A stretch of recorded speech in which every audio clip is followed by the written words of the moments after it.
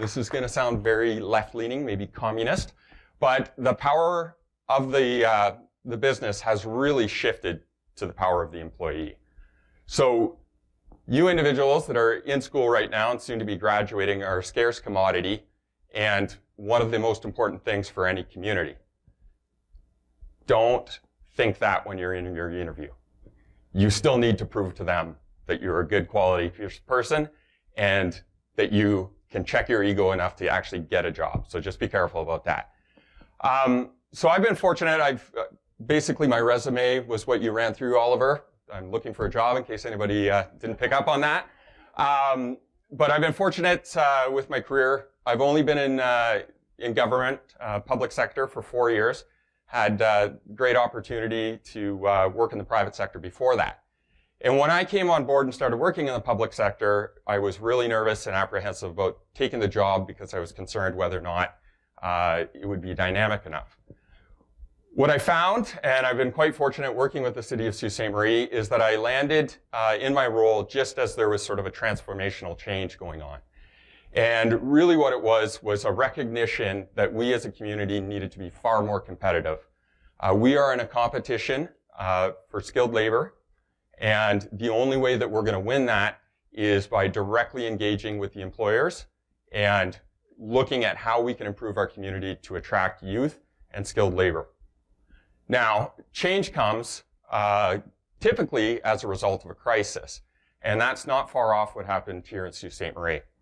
So 2015, 2016, we had Tenaris due to global issues with major layoffs. Algoma Steel was back in receivership. OLG, I believe, was going through restructuring. And we've had an ongoing problem in Sault Ste. Marie with youth outmigration. So the leaders at the time gave some thought to, okay, we don't want to be doing this again.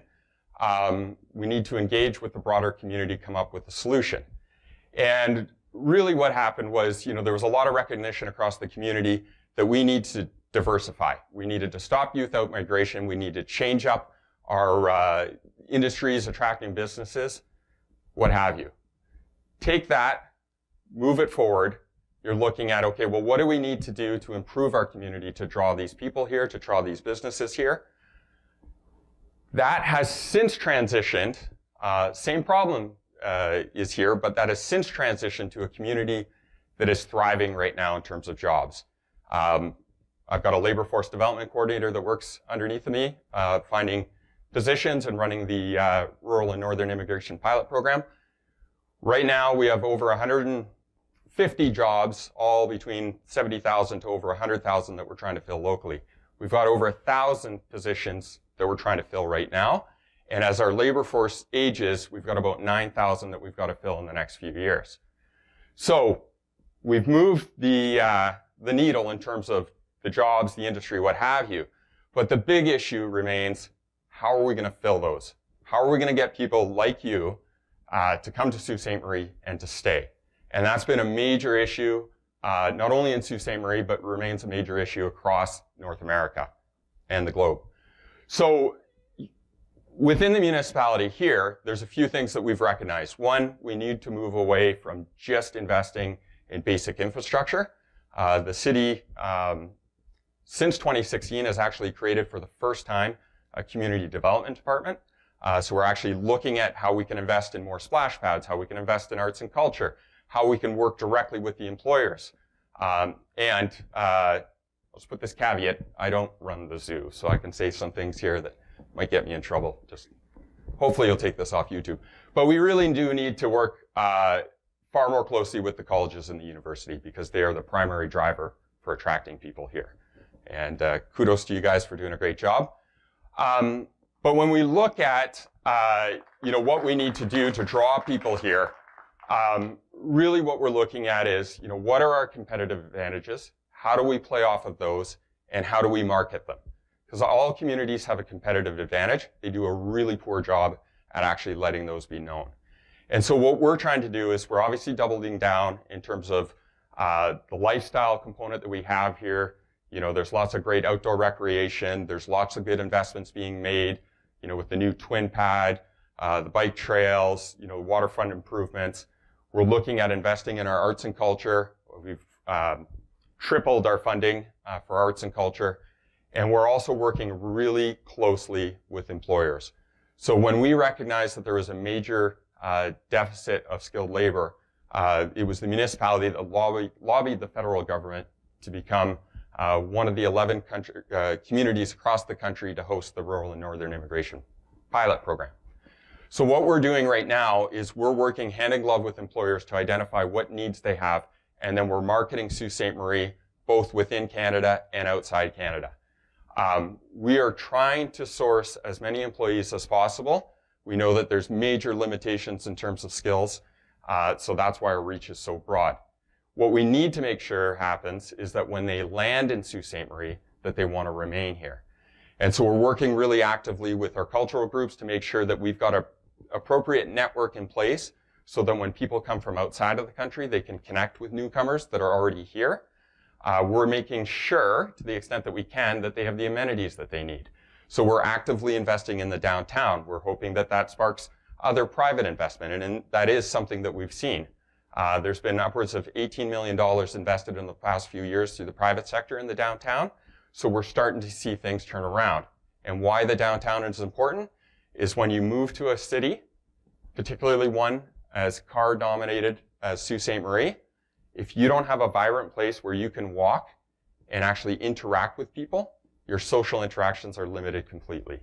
And there's a great example, Southern Michigan, Merrill Footwear Company, actually ended up relocating because they were losing employees left, right, and center. And when they went and talked to their employees, one of the big things that came up was, I came here to work for you guys. I'm not meeting anybody because I'm always, they're going by car and I don't have any way to interact unless I'm invited. So anyways, I got the 2-minute warning here, so I'm going to wrap this up. Anyways, we're trying to address the Sioux through 4 pillars, investing in our arts and culture, going after economic development through the retention of skilled labor, social equity, trying to improve the quality of life in Sault Ste. Marie. A lot of that through the investments in the downtown, the health and safety, mental health, and environmental sustainability, which Emily is going to talk to. So I'll get out of here. Thanks.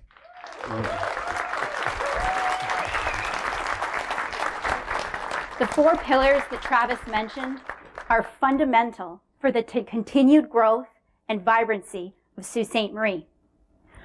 But what we do to get there and how we do it will impact both our community's environment and our ability to limit and be resilient to the impacts of climate change.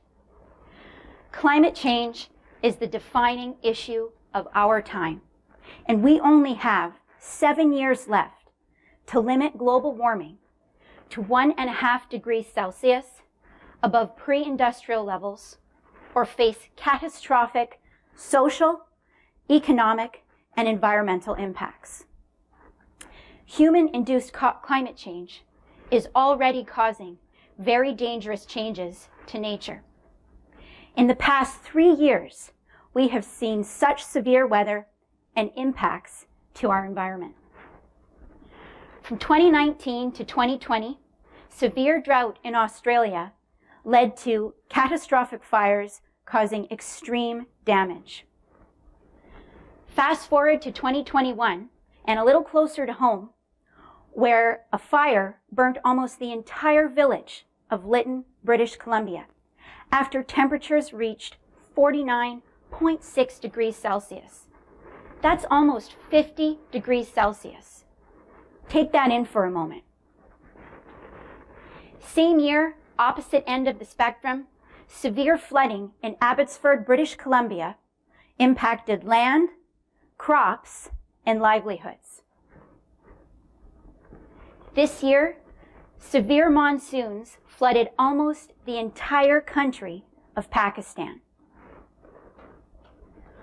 Also this year, Europe saw its worst drought in 500 years. America saw its worst drought in 1,200 years. And sections of the Yangtze, China's longest river, saw their lowest levels since 1865.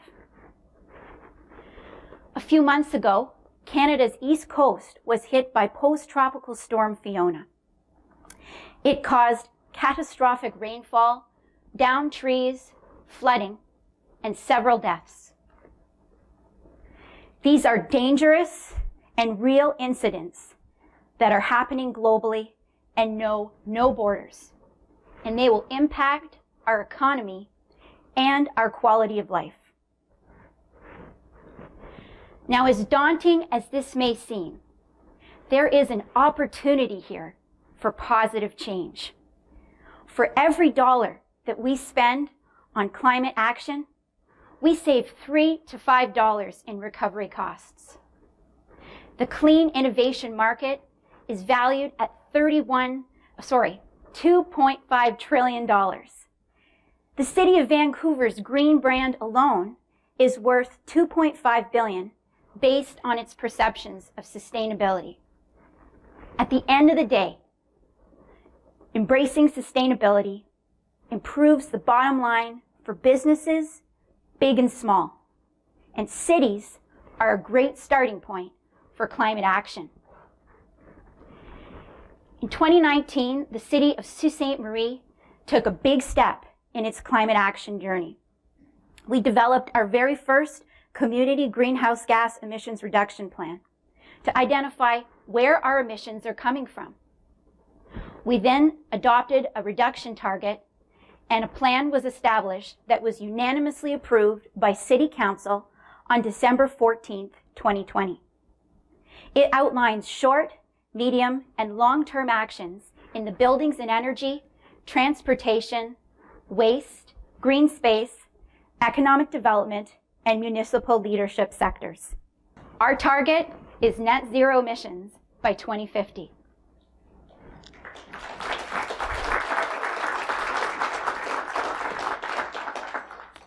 And we are working on implementation and monitoring our results. Climate action requires pie.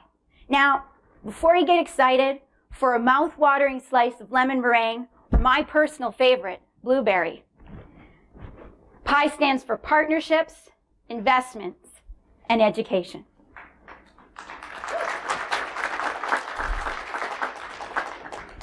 Reaching net zero requires a united, collaborative approach.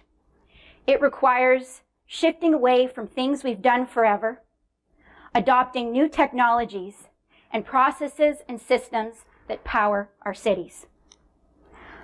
This can be hard when you are building a business case to transition budgets allocated towards something and spur new investments. Luckily, the business case for energy efficiency, conservation, and renewables is strong because it reduces operating costs and spurs green development. The city has started to prioritize energy efficiency as well as conducting energy audits to identify a roadmap for energy reduction. We are looking at ways to electrify transportation, reduce waste through initiatives such as the single-use plastic ban, and also attracting renewable energy companies to Sault Ste. Marie to help reduce our emissions in our energy mix. I am particularly proud of our partnership with Garden River First Nation, who are in the process of implementing their Indigenous Community Energy Plan. Over the past 2 years, we have partnered to co-deliver a series of energy efficiency webinars to increase education and awareness in both of our communities. The city is working at continuing to embed climate action in its endeavors through things such as budgeting and procurement. We have also established the Green Initiatives Fund in 2021, which funds local nonprofit projects as well as city department initiatives that look at reducing emissions, improving water quality, increasing transportation opportunities that are green, and waste reduction. Boy, it's hard to talk about climate action in under 8 minutes or less. But what I can say, and it's very common to many of my fellow speakers tonight, is that change requires shifting away from traditional ways of thinking. We set the stage for this project by developing an emissions inventory, and we decided what to do by developing a climate action plan. We're making it happen by looking for ways to prioritize sustainability projects, and we are making it stick by monitoring our results and leaving no stone unturned when it comes to pursuing investments through funding, partnerships, pilot projects, and more. Many of you in the audience tonight are business students and faculty. You are trained to be agile, to adapt to change, find that niche, expand that market. Climate action today will improve our economy and create the green jobs of tomorrow. Climate action today will create a better community, a better economy, a better country, and most importantly, a better world. Thank you.